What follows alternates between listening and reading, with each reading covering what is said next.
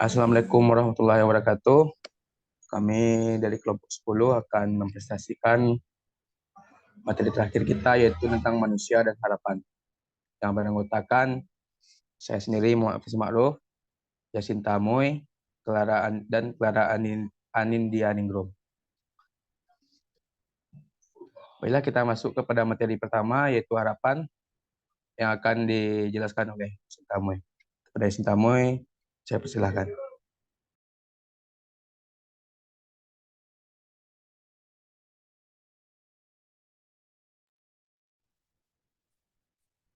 Terima kasih kepada moderator yang telah memberikan waktu kepada saya untuk menjelaskan materi. Baiklah, pada kesempatan kali ini saya akan menjelaskan tentang harapan. Apa itu harapan? Hope is the companion of power and mother of success. For who so hopes strongly has within him the gift of miracles. By Samuel Smiles. Next. Harapan atau asa adalah bentuk dasar dari kepercayaan akan sesuatu yang diinginkan akan didapatkan atau sesuatu kejadian yang berbuah kebaikan di waktu yang akan datang. Pada umumnya, harapan berbentuk abstrak, tidak tampak, tetapi diyakini bahkan terkadang dibatin dan dijadikan sugesti agar terwujud. Setiap manusia mempunyai harapan. Manusia yang tanpa harapan berarti manusia itu mati dalam hidupnya. Orang yang akan meninggal sekalipun mempunyai harapan, biasanya berupa pesan-pesan kepada ahli warisnya. Harapan tersebut harus berdasarkan kepada kepercayaan, baik kepercayaan diri sendiri maupun kepercayaan kepada Tuhan Yang Maha Esa. Agar harapan terwujud, maka perlu usaha dengan sungguh-sungguh. Manusia wajib selalu berdoa karena usaha dan doa merupakan sarana terkabulnya harapan. Harapan berasal dari kata harap yang berarti keinginan supaya sesuatu terjadi sehingga harapan berarti sesuatu yang diinginkan dapat terjadi. Dengan demikian harapan menyangkut dengan masa depan. Jadi, untuk mewujudkan harapan itu disertai dengan usaha yang sesuai dengan apa yang diharapkan. Bila dibandingkan dengan cita-cita, maka harapan mengandung pengertian tidak terlalu muluk. Sedangkan cita-cita pada umumnya perlu setinggi bintang. Antar harapan dan cita-cita terdapat persamaan, yaitu yang pertama, keduanya menyangkut masa depan karena belum terwujud.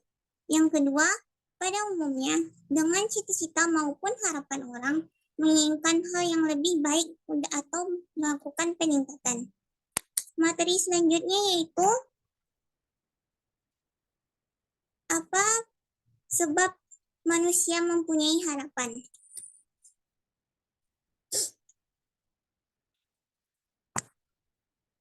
Menurut kodratnya manusia itu adalah makhluk sosial. Setiap lahir ke dunia langsung disambut dalam suatu pergaulan hidup, yakni di tengah suatu keluarga atau anggota masyarakat lainnya. Tidak ada satupun manusia yang luput dari pergaulan hidup. Ada dua hal yang mendorong orang hidup bergaul dengan manusia lain, yaitu ada dua hal pendorong pergaulan manusia. Yang pertama, dorongan kodrat. Kodrat sama dengan sifat atau keadaan atau pembawaan alamiah yang ada pada manusia sejak lahir.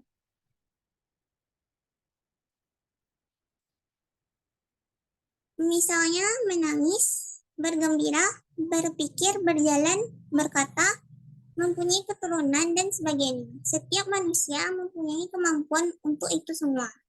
Dorongan kodrat menyebabkan manusia mempunyai keinginan atau harapan, misalnya menangis, tertawa, bergembira, dan sebagainya. Kodrat juga terdapat pada binatang dan tumbuhan, karena binatang dan tumbuhan perlu makan, berkembang biak, dan mati. Selanjutnya adalah dorongan kebutuhan hidup.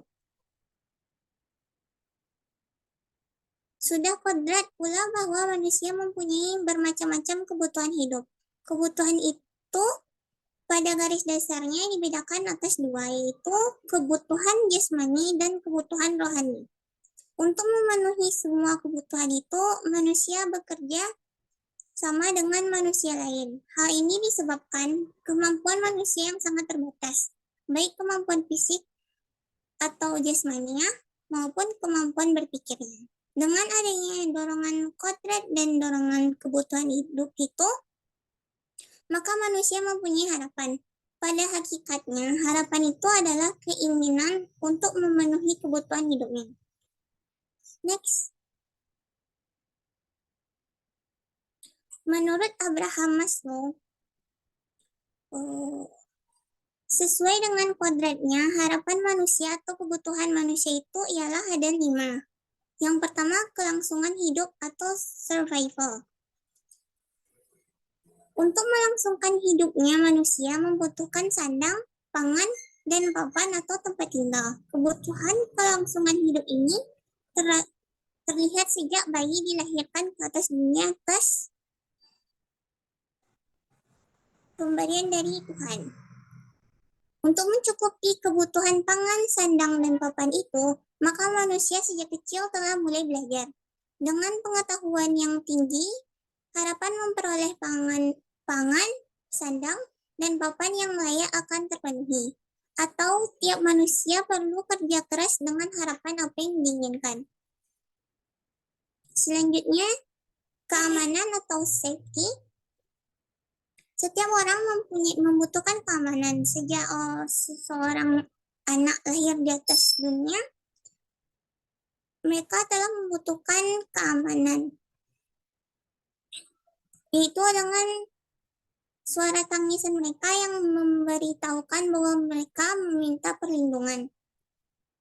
Rasa aman tidak harus diwujudkan dengan perlindungan yang nampak. Secara moral pun orang lain dapat memberikan rasa aman.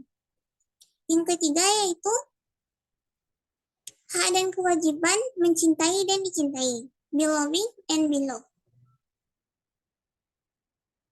Tiap orang mempunyai hak dan kewajiban. Dengan pertumbuhan manusia, maka tumbuh pula kesadaran akan hak dan kewajiban. Bila seseorang telah menginjak dewasa, maka ia sudah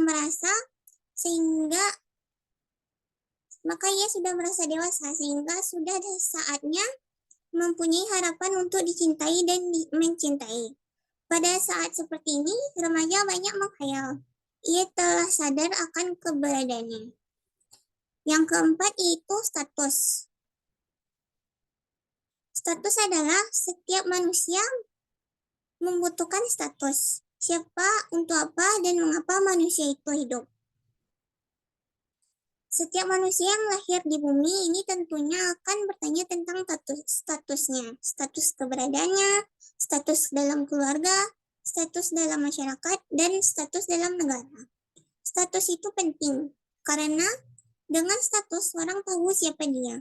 Harga diri orang antara lain melekat pada status orang itu.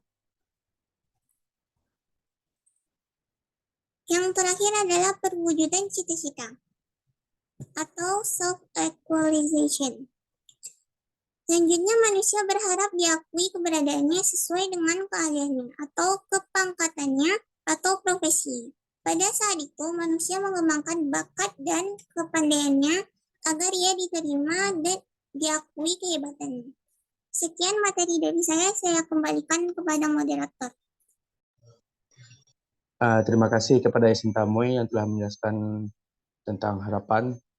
Materi selanjutnya itu kepercayaan yang akan dijelaskan oleh saya sendiri. Kepercayaan. Kepercayaan berasal dari kata percaya, artinya mengakui atau meyakini kebenaran. Kepercayaan adalah hal-hal yang berhubungan dengan pengakuan atau keyakinan akan kebenaran.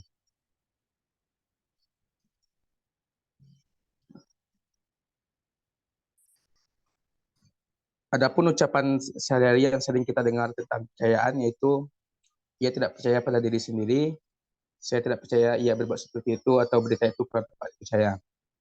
Dengan contoh berbagai kalimat yang sering kita dengar dalam ucapan sehari-hari itu, maka jelaslah kepada kita bahwa dasar kepercayaan itu adalah kebenaran. Ada jenis pengetahuan yang dimiliki seseorang bukan karena merupakan hasil penyelidikannya sendiri, melainkan diterima dari orang lain. Kebenaran pengetahuan yang didasarkan atas orang lain itu disebabkan karena orang lain itu dapat dipercaya. Yang intinya yang diselidiki di sini bukan lagi masalahnya, melainkan orang yang memberitahukan itu dapat dipercaya atau tidak. Dengan kata lain, sumber dari sebuah informasi itu valid atau tidak valid. Pengetahuan yang diterima dari orang lain atas kewibawanya itu disebut kepercayaan. Makin besar kewibawaan yang memberitahukan mengenai sebuah pengetahuan, maka makin besarlah sebuah kepercayaan. Dalam agama terdapat kebenaran-kebenaran yang diwahyukan oleh Allah Subhanahu wa taala secara langsung maupun tidak langsung kepada manusia. Kewibawaan pemberian kebenaran itu ada yang melebihi besarnya. Kepercayaan dalam agama merupakan keyakinan yang paling besar, hak berpikir bebas, hak atas keyakinan sendiri, dan menimbulkan juga hak beragama keyakinan masing-masing. Selanjutnya, kebenaran. Kebenaran atau benar itu sangat penting bagi manusia. Setiap orang mendambakannya karena kebenaran mempunyai arti khusus bagi hidupnya. Ia merupakan fokus di segala pikiran, sikap, dan perasaan. Dalam tingkah laku, ucapan, perbuatan manusia, dalam tingkah laku, ucapan dan perbuatan, manusia selalu berhati-hati agar mereka tidak menyimpang dari sebuah kebenaran. Manusia sadar bahwa ketidakbenaran dalam bertindak, berucap, maupun melakukan sesuatu dapat mencemarkan atau menjatuhkan nama baiknya. Seperti peribahasa yang sering kita dengar, sekali lancung ke ujian, seumur hidup orang tak percaya. Oleh karena itu, wajarlah kalau ketidakbenaran dapat berakibat pada kegelisahan, ketidakpastian, dan kedukaan. Ajaran kebenaran ini paling banyak kita temui dalam ajaran agama-agama. Setiap agama, apapun agamanya, pasti mengajarkan tentang kebenaran. Tujuannya adalah agar pemeluknya tidak mengalami duka, kegelisahan, dan ketidakpastian. Dr. Yuyun Surya Sumantri dalam bukunya Filsafat Ilmu, sebuah pengantar populer, ada 3 teori kebenaran sebagai berikut. Yang pertama, teori koherensi atau konsistensi, yaitu sebuah pernyataan yang dianggap benar bila pernyataan itu bersifat koherensi atau konsisten dengan pernyataan-pernyataan sebelumnya yang dianggap benar. Sebagai contohnya, setiap manusia itu pasti akan mati. Saya seorang manusia dan saya pasti akan mati. Yang kedua, teori korespondensi, yaitu suatu teori yang menjelaskan bahwa suatu pernyataan benar bila materi pengetahuan yang dikandung pernyataan itu berkompenden atau berhubungan dengan objek yang dituju oleh pernyataan tersebut. Contohnya, Jakarta itu ibu kota Republik Indonesia, Padang itu ibu kota Provinsi Sumatera Barat, dan lain-lain sebagainya. Yang terakhir, teori pragmatis, yaitu kebenaran suatu pernyataan diukur dengan kriteria apakah pernyataan tersebut sifat fungsional dalam kehidupan praktis.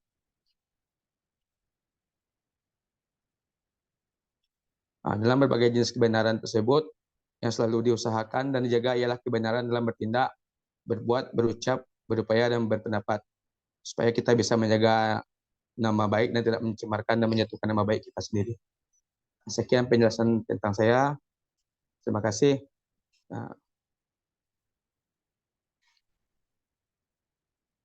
Materi selanjutnya tentang kepercayaan dan usaha meningkatkannya yang akan dijelaskan oleh Clara. Kepada Clara, saya persilahkan. Baik, terima kasih. Saya Clara Niningrum akan menjelaskan tentang kepercayaan dan usaha meningkatkannya. Setelah mengetahui bagaimana arti harapan, kepercayaan, dan kebenaran, adapun berbagai kepercayaan dan usaha meningkatkannya. Yang pertama adalah kepercayaan pada diri sendiri. Kepercayaan pada diri sendiri itu ditanamkan setiap pribadi manusia. Percaya pada diri sendiri pada hakikatnya percaya pada Tuhan Yang Maha Esa. Percaya pada diri sendiri, menganggap dirinya tidak salah, dirinya menang, dirinya mampu mengerjakan yang diserahkan atau dipercayakan kepadanya. Yang kedua adalah kepercayaan kepada orang lain. Yang artinya, percaya pada orang lain itu dapat berupa percaya pada saudara, orang tua, guru, atau siapa saja. Kepercayaan pada orang lain itu sudah tentu percaya terhadap kata hatinya, perbuatan yang sesuai dengan kata hati atau terhadap kebenarannya. Ada ucapan yang berbunyi orang itu dipercaya karena ucapannya. Misalnya, orang yang berjanji sesuatu harus dipenuhi meskipun janji itu tidak terdengar orang lain, apalagi membuat janji kepada orang lain. Yang ketiga adalah kepercayaan kepada pemerintah. Berdasarkan pandangan teokratis menurut etika, filsafat tingkah laku karya Prof. Insinyur Poejawiyatna, negara itu berasal dari Tuhan. Tuhan langsung memerintah dan memimpin bangsa manusia, atau setidak-tidaknya Tuhanlah pemilik kedaulatan sejati. Karena semua adalah ciptaan Tuhan.